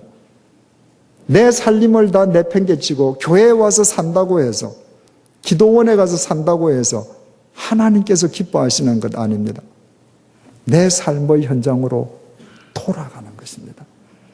주님께서는 땅끝까지 이르러 내 증인이 되라고 말씀하십니다. 땅끝은 내가 한 방향을 향해서 계속 나아가면 지구를 되돌아서 다시 내 현 위치로 되돌아옵니다. 땅끝의 출발점은 내 삶의 현장입니다. 내가 주님을 만난 뒤에 내 삶의 현장으로 되돌아갈 때 내 삶의 현장에 변한 것은 아무것도 없습니다. 어제와 똑같은 삶입니다. 그러나 그 삶의 의미와 목적이 달라졌습니다. 주님을 위한 일이 되었습니다. 그래서 내가 부엌에서 밥 짓는 것도 주님의 일이고, 내가 어떤 직업을 가지든지 주님을 위한 성직이 되는 것입니다. C.S. 루이스는 나는 내가 회심한 뒤에 회심하기 전에 일을 반복하리라고는 꿈에도 생각하지 못했다. 예기치 못한 기쁨이라는 책에서 이렇게 말을 했습니다. 주님을 만났을 때 뭔가 대단한 일을 하리라고 생각을 했습니다. 그러나 C.S. 루이스에게 주님께서 요구하신 것은 네 자리로 되돌아가라는 것입니다. 그래서 대학 강단에서 강의하면서 글을 쓰던 C.S. 루이스는 바로 그 책상에서 그 만년필로 주님을 위한 글을 쓰기 시작했습니다. 그래서 사도 바울 이후 2000년 기독교 역사상 가장 위대한 기독교 변증가라는 이야기를 듣습니다. 교회는 주차장이 아니라 주유소입니다. 많은 교회들이 가능한 한 교인들을 교회에 묶어두려고 합니다. 그렇게 해서는 가정도 세상도 새로워지지 않습니다. 우리가 주유소에 가는 것은 주차하기 위함이 아닙니다. 에너지를 공급받아서 목적지로 가기 위함입니다. 교회 생활의 가장 큰 장점은 여기에 와서 영적 주유를 한 뒤에 돌아가기 위함입니다. 그래서 내 가정이 바뀌어집니다. 이 세상이 새롭게 되는 것입니다. 제가 제네바에 있을 때 스위스 분과 결혼하신 한국 여성이 계셨습니다. 공부를 많이 하시지 않은 분이셨기 때문에 언어에 장벽이 있었습니다. 처음에는 사랑하니까 별 문제가 없었는데 횟수가 거듭되면서 이 소통이 마음속 깊은 소통이 되지 않으니까 갈등이 쌓였습니다. 그러다 보니까 이 여성분은 교회를 중심으로 살기 시작했고 한인 교회 중심으로 사는 그 아내를 보는 남편은 더 마음이 처량하게 된 거죠. 제가 가서 그분에게 가정을 위주로 사시라고 말씀을 드렸습니다. 그리고 제가 그 댁에 찾아가서 남편도 한번 만났습니다. 제가 몇 해 전에 제네바 한인교회 30주년, 창립 30주년 기념 집회에 갔더니 그분이 저한테 전화를 하셨어요. 제네바에서 먼 도시로 남편하고 이사를 갔는데 집회에 지금 참석하려고 기차역에 있는데 기차가 제네바역에 좀 늦게 도착해서 집회에 늦게 도착하더라도 양해해달라는 것입니다. 그래서 제가 여쭈었습니다. 서방님은 어디 계십니까? 그랬더니 그 스위스 사람들은 여유가 있는 분들은 샬레라고 산에 그 집을 한 채씩 사서 별장으로 두고 주말이면 그 샬레에 가 있고 이제 주중이면 집에 오고 이러거든요. 남편은 샬레에 올라갔다는 겁니다. 그 남편한테 뭐라고 했냐? 그랬더니 한국 교회 옛날 목사님이 와서 집회에 참석하러 간다. 그 남편이 뭐라 그러시더냐? 그랬더니 갔다 오라 그랬다고. 그 지금 기차 타려고 그런다고. 그래서 제가 그분께 말씀드렸습니다. 집사님, 저를 믿으신다면 제 얘기를 들으십시오. 집회에 오지 마십시오. 남편한테 가십시오. 집회는 나중에 테이프로 들으십시오. 그리고 남편한테 가서 꼭 이 이야기 하십시오. 목사가 주님께서 당신이 남편 곁에서 남편을 섬기는 것이 주님께서 더 기뻐하실 것이라고 말해서 내가 그것이 동의가 돼서 왔다고. 주일날 와서 예배드리는 건 당연하지만 금요일, 토요일 날 남편 산 위에 두고 혼자 와서 교회에 있으면 그 부분은 날이 갈수록 남남이 될 수밖에 없지 않겠습니까? 이번에 안식을 하면서 스위스를 가서 그 부인을 만났습니다. 요즘 어떻게 사십니까? 그 이후로 남편과 사이가 좋아졌다고요. 여러분, 그리스도인으로 되돌아가는 겁니다. 여러분의 믿음 때문에 가정이 지금 황폐화되어 있다. 그 여러분이 신앙생활 잘못하는 겁니다. 여러분의 믿음 때문에, 여러분의 신앙생활 때문에 일터의 동료 누군가가 내가 해야 할 일을 지금 대신하면서 과중한 업무에 시달리고 있다. 잘못하는 겁니다. 믿음은 돌아가는 겁니다. 그래서 그곳에서부터 주님의 손발이 되어드릴 때 그 현장이 또 다른 생명의 역사의 현장으로 바뀌어지는 것입니다. 8번째로 믿음은 공간입니다. 9번째로 믿음은 공간입니다. 마태복음 5장 14절입니다. 너희는 세상의 빛이라 산 위에 있는 동네가 숨겨지지 못할 것이요. 너희는 세상의 빛이기 때문에 저 산 위에 있는 동네도 숨겨지지 않는다. 빛이 비치면 산 위에 있는 동네도 훤히 모습을 드러낸다는 것입니다. 한 믿음의 사람이 있으면 공간 자체가 새로워진다는 것입니다. 믿음은 공간의 변화로 나타납니다. 믿음은 육체라는 공간의 변화로 나타납니다. 믿음은 내가 사는 가정이라는 공간의 변화로 나타납니다. 믿음은 내가 사는 이 자연이라는 공간의 변화로 나타납니다. 여러분 개인은 변화했는데 여러분이 두 발 딛고 있는 공간이 변화되지 않았다. 그것은 성숙한 믿음일 수가 없습니다. 여러분들 캘리포니아에서 자동차를 타고 멕시코로 가시면 바로 국경선 하나를 사이에 두고 미국 쪽은 전부 콜로라도에서 끌어들인 그 강물 줄기로 스프링클러를 해서 그 풀들이 있는데 딱 경계선 넘어가면 황무지죠. 이집트 시나이 반도에서 이스라엘 국경으로 딱 넘어가도 똑같은 광경이 벌어집니다. 시나이 반도는 황무지입니다. 국경에 발 하나 딱 건너서면 푸른 초장입니다.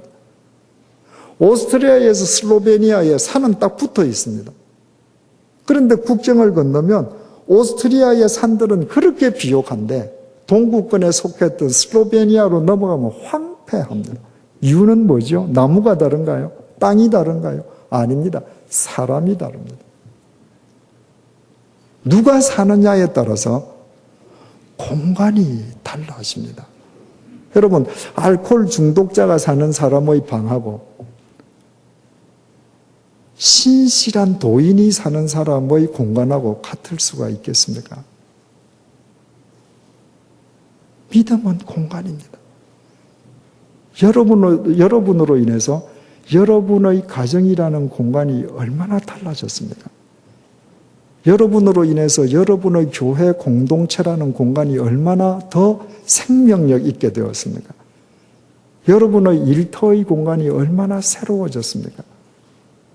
마지막으로 믿음은 감화입니다. 나로 인해서 내가 있는 공간이 새로워지기 시작하면 그 공간 속에 있는 사람들이 비로소 감화받기 시작합니다. 그래서 내가 말하지 않아도 그 감화는 생명의 역사를 일으키겠다는 겁니다. 여러분, 우리가 잘 아는 사도행전 3장 1절에서 10절 말씀이 있지 않습니까? 바울과 요한이 기도하러 예루살렘 성전으로 올라가는데 성전 미문 앞에 선천성 하반신 마비자가 앉아서 구걸을 하지 않습니까? 시뻘건 눈으로 베드로를 바라보고 구걸을 했습니다. 이 거지는 아무 뜻도 없이 그저 A도 시뻘건 눈으로 보면서 늘 하던 대로 구걸을 했는데 베드로는 그 자리에 멈추어 서서 아테니조, 게이즈, 응시했습니다. 이 거지는. 그리고는 베드로가 그 거지에게 말을 했습니다. 블레포, look at me. 그렇게 시뻘건 눈으로 보지 말고 나를 주목해라. 그랬더니 이 거지가 몸을 추스리고 시뻘건 눈으로 보던 그 눈을 정색을 하고 에페코, give attention. 자기를 응시하는 베드로의 눈에 자기의 시선을 꽂았습니다. 머릿속에 그림이 그려지시죠? 자, 거지가 한 분 줍시오. 베드로가 그 자리에 서서 응시합니다. 형제여, 나를 주목하시오. 거지가 올려다보면서 베드로의 눈과 이 거지의 눈이 불꽃을 튀깁니다. 그 순간에 베드로가 이 사람의 손을 잡고 말을 합니다. 형제여, 나한테 당신이 요구하는 은과 금은 없습니다. 그러나 내가 대신 딴 거 줄 거 있습니다. 내가 믿는 나사렛 예수 그리스도의 이름으로 일어나 걸으십시오. 그 순간 일어나지 않습니까? 그 공간 속에서 베드로를 통해서 생명의 감화력이 예수 그리스도의 생명의 역사가 그 거지 속으로 전이 되는 겁니다. 그것이 눈에 보이는 이야기입니다. 그러나 사도행전 3장 1절에서 10절 그 눈에 보이는 그 장면, 이면의 장면이 또 보입니다. 마태복음 8장 보면 예수님께서 베드로의 집에 들어가서 열병에 걸린 베드로 장모를 고쳐주셨다고 되어 있습니다. 그때 베드로는 총각이 아닙니다. 장모가 있었습니다. 장모가 있었다면 아내가 있었던 거죠. 베드로는 결혼한 사람이었습니다. 여러분, 아내를 둔 가장이 은과 금을 목적으로 살지 않습니다. 어제까지 은과 금을 목적으로 갈릴리에 금을 던지고 살던 어부가 배와 그물을 던져놓고 나는 더 이상 은과 금을 목적으로 삼지 않겠다. 그리고 어떻게 살아야 할까? 무엇을 먹을까? 대책 없이 예수 그리스도를 쫓아다닙니다. 만약에 베드로의 아내가 베드로의 발목을 붙잡고 여보, 은 벌오시오. 나는 은 없으면 못 살아. 금 벌오시오. 우리 자식도 다른 자식들처럼 과외 좀 시킵시다. 그러면 베드로 그 삶 못 삽니다. 베드로가 처가 있는 가장이었음에도 불구하고 은과 금을 목적으로 삼지 않는 삶을 살 수 있었다고 하는 것은 베드로를 통해서 그 생명력이 이미 베드로 아내에게 전이되어 있음을 의미합니다. 베드로 아내도 같은 가치관을 지닌 겁니다. 신앙관을 지닌 겁니다. 여보, 하시오. 내 자식, 내 가족, 내 어머니, 내가 책임지겠습니다. 우리 은과 금 더 이상 목적 삼지 맙시다. 우리 예수 그리스도를 목적으로 삼읍시다. 그래서 베드로가 나를 보시오. 거지를 응시하면서 나를 보시오 해서 거지가 자기의 시선을 베드로에게 꽂을 때에 그 베드로의 시선 속에는 베드로의 아내의 시선도 함께 있는 것입니다. 베드로가 거지를 향해서 손을 내밀 때 베드로의 손만이 아니라 그 손은 그 아내의 손도 오브랩되어 있는 것입니다. 베드로가 주님을 쫓아서 온 세상을 쫓아다닐 때 그 마음 속에는 그 아내도 함께 자리 잡고 가는 것입니다. 내가 정말 믿음의 사람이 되고 내가 삶의 공간이 새로워지면 내 공간 속에 있는 내 가족, 이웃, 동료들에게 이 생명은 전이 됩니다. 그래서 같은 가치관과 같은 믿음, 같은 지향점을 갖게 됩니다. 그때부터 우리는 새로운 삶을 향한 멋진 출발을 할 수 있는 것입니다. 제가 몇 해 전에 받았던 편지를 하나 읽어드리는 것으로 마무리를 하겠습니다. 저는 모 교회의 집사이고 구역장의 한 사람입니다. 저는 남편 때문에 가면을 쓰고 교회와 구역 모임에 참석하고 있습니다. 부모를 떠나 아내와 연합하라 하셨지만 남편은 아직도 정신적으로나 경제적으로나 시부모님에게 예속되어 있습니다. 부부싸움하면 싸웠다고 시부모님께 전화하고 재산도 시부모님 명의로 관리하고 있습니다. 툭 하면 언어폭력과 육체적 폭력을 행사하기도 합니다. 아이 앞에서도 예외가 없습니다. 아이 앞에서 저를 때리고는 아이에게 엄마가 맞을 짓을 해서 맞는다고 말을 합니다. 사람을, 가족을 사랑하는 법을 모르면서도 자신이 하는 일은 무엇이든 항상 옳다고 굳게 믿고 있습니다. 무엇보다 괴로운 것은 겉으로는 모범적인 기독교인처럼 보인다는 것입니다. 주일 성수는 말할 것도 없고 비가 오나 눈이 오나 1년 12달 새벽 기도회에도 어김없이 참석하고 있습니다. 웬만한 신앙 서적은 거의 다 읽어 굉장히 박식하기도 합니다. 교인들은 어쩌면 저렇게 믿음이 좋을 수가 하며 남몰래 당하는 저의 상처와 아픔을 감히 상상조차 하지 못합니다. 우리 부부에게는 딸아이가 한 명 있습니다. 그 외동딸이 상처받는다고 해도 남편은 딸아이는 저보다 똑똑해서 상처받지 않는다며 아무 때나 저를 때립니다. 아빠가 엄마에게 폭력을 행사할 때 절망, 불만, 공포 등이 아이의 마음에 크나큰 상처를 낼 텐데 어찌 그런 것에는 아랑곳하지 않는지 차라리 미치고 싶을 때가 한두 번이 아닙니다. 출세욕은 누구 못지않아 교회와 세상에 한 다리씩 걸치고 있습니다. 남들에게 뒤질까 봐 쉬지도 못합니다. 딸아이에게도 매일 공부 닥달입니다. 이제는 사춘기에 접어든 아이가 아빠에 대한 주관적인 판단을 하고 있습니다. 사랑이 없는 아빠, 말뿐인 사랑, 하나님을 믿는다면서도 전혀 딴판인 가정생활, 행함과는 거리가 먼 믿음의 열심, 자신은 항상 상대에게 용납되어야 하면서도 상대를 용납치는 않는 이중성 등 아빠를 판단하는 딸아이의 시선이 날카롭기만 합니다. 그래서 딸아이는 커서 절대로 결혼하지 않겠다고 합니다. 딸아이가 평생 남자에 대한 불신감으로 살아갈까 몹시 두렵고 고통스럽습니다. 저는 이런 기막힌 삶을 살아오면서 저처럼 고통받는 기독 주부들이 의외로 많다는 사실을 알게 되었습니다.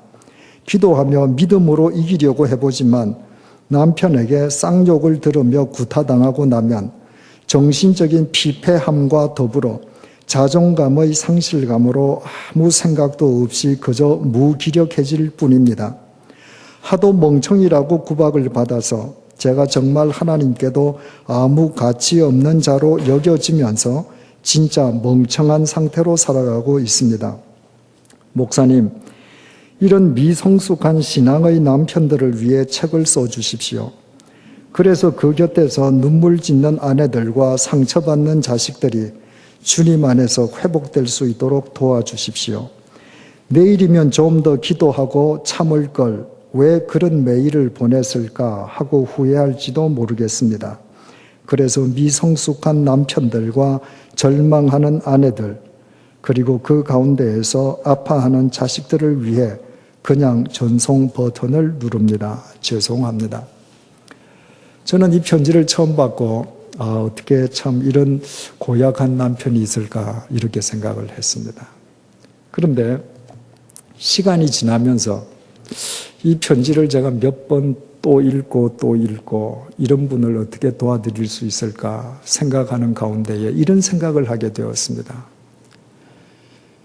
지금 이 남편은 주일 성수뿐만 아니라 열심히 교회에 봉사합니다. 1년 12달 새벽 기도회도 나갑니다. 여러분 새벽 기도회 해보시면 다 아시지만 1년 12달 새벽 기도회가 보통 정성으로 됩니까? 이분이 나쁜 분이라기보다는 이분이 믿음이 무엇인지를 아직 모르고 있는 것입니다. 이분은 단순히 교회 주일 예배, 맡겨진 봉사, 부서의 봉사, 새벽 기도 참석 등의 종교 행위를 믿음으로 착각하고 계시는 겁니다. 만약 이분이 믿음은 구도요, 믿음은 탈화다, 믿음은 여백이다, 믿음은 안경을 쓰는 것이다, 믿음은 성경을 메워가는 것이다, 해석하는 것이다, 믿음은 위치다, 믿음은 복귀다, 믿음은 공간이다, 믿음은 감화다, 이런 것을 구체적으로 알았던들 새벽 기도에 나가는 이 열심으로 이분은 누구보다도 멋진 남편이 되었음이 분명합니다. 여러분 혹시 이 반대의 경우도 이 자리에도 있지 않겠습니까? 교회에 열심히 일하고 하는 아내 때문에 고통받는 남편도 지금 이 자리에 있지 않겠습니까? 열심히 아내 때문에 고통당하는 남편이 있다면 그 이유 역시 그 아내가 믿음이 무엇인지를 아직까지 깨닫지 못하고 있기 때문이 아니겠습니까? 주님께서는 그리스도의 장성한 분량이 충만한데 이르기까지 자라가라고 말씀하십니다. 어떻게 자라갈 수 있겠습니까? 믿음을 추상적인 개념 자체로 묶어놓고는 불가능합니다. 오늘처럼 믿음이 무엇인지 여러분의 언어로, 여러분의 단어로 매일매일 구체적으로 믿음을 재정립해 보십시오. 그때 여러분의 믿음은 성숙할 것이요. 여러분을 통해서 하나님의 역사는 반드시 일어나게 될 것입니다. 기도하겠습니다. 주님, 우리에게 주님을 믿는 믿음의 열심을 주셔서 감사합니다. 이 주중 목요일 밤에도 주님의 말씀을 듣는 믿음의 열심을 주셔서 감사합니다. 주님, 그 열심으로 믿음이 무엇인지 구체적으로 깨달아가는 은혜를 허락하여 주옵소서. 그리하여 우리의 믿음이 추상적인 관념에 머물거나 습관적인 종교 행위에 머무는 것이 아니라 매일매일 삶으로 드러나는 구체적인 말씀의 육신화가 되게 도와주시어서 우리의 공간이 새로워지게 하시고 우리와 더불어 공간 속에 살아가는 사람들에게 생명의 감화력이 전이되게 도와주옵소서. 우리는 보잘것없지만 우리와 함께하고 계시는 주님께서는 천지를 창조하신 분이시기에 그 주님의 생명과 그 주님의 능력과 그 주님의 아름다움과 자비하심이 우리의 삶을 통하여 이 땅에 아름답게 스며들게 도와주옵소서. 내가 믿음을 오인함으로 인하여 나의 아내가, 나의 남편이, 내 자식이, 내 부모가 고통당했다면 우리의 어리석음을 용서해 주시고 우리가 참다운 믿음의 구도의 길을 쫓음으로 인하여 나의 믿음이 내 식구, 내 동료, 이웃의 행복의 원천이 되게 하여 주옵소서. 예수님의 이름으로 기도드립니다. 아멘.